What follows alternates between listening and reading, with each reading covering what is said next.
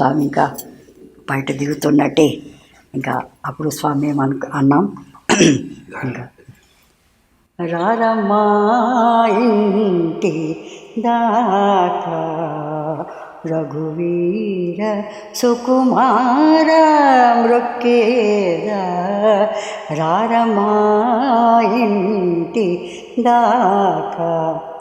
जब स्वामी गाड़ी से उतर रहे थे तो स्वामी के स्वागत में हमने गाया, अर्थात हे सुकुमार वंदन, हे रघुवीर, मेरे घर आओ, आपके चरणों में शीश नवाते हैं, मेरे घर आओ.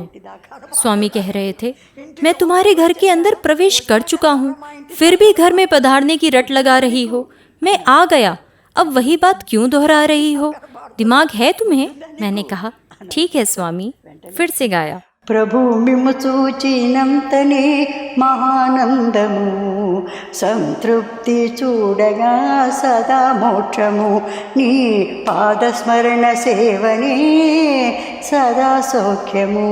ప్రభు మిమ్ము చూచినంతనే మహానందము, సంతృప్తి చూడగా సదా మోక్షము. अर्थात, हे प्रभु, आपके दर्शन मात्र से परमानंद की प्राप्ति, निरंतर आत्म संतुष्टि से शाश्वत मुक्ति, आपके चरण सेवा मात्र से शाश्वत आनंद की अनुभूति होती है. इस प्रकार मैं गा रही थी. स्वामी कहने लगे, क्या मुझे अंदर नहीं बुलाओगे? द्वार पर इसी तरह खड़ा करते गाते रहोगे? रास्ता दो, मुझे अंदर तो आने दो. दरअसल बात यह है, जब स्वामी समक्ष होते हैं तो दिमाग कुछ काम ही नहीं करता, मदहोशी में शून्य हो जाता है. स्वामी आए और 3 रोज ठहरे.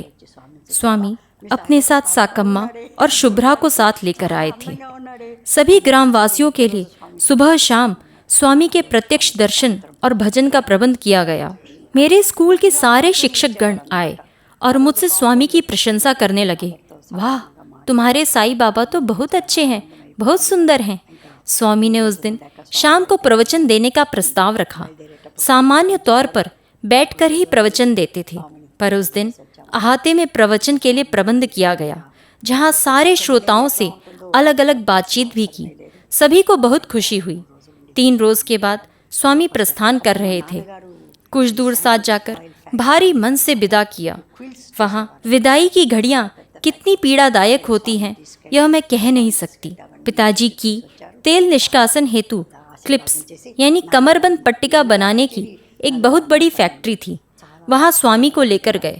पूरी फैक्ट्री घूमकर स्वामी खूब खुश हुए. पिताजी सहित चारों भाई खूब प्रेम से रहते थे. सभी को स्वामी ने आशीर्वाद दिया. सबको खूब आनंद देकर कुप्पम से विदा हुए. कार से ही तीनों को पहुँचा दिया गया. स्वामी चिट्ठी भेजते थे जो ठीक गुरुवार को ही हमें मिलती थी.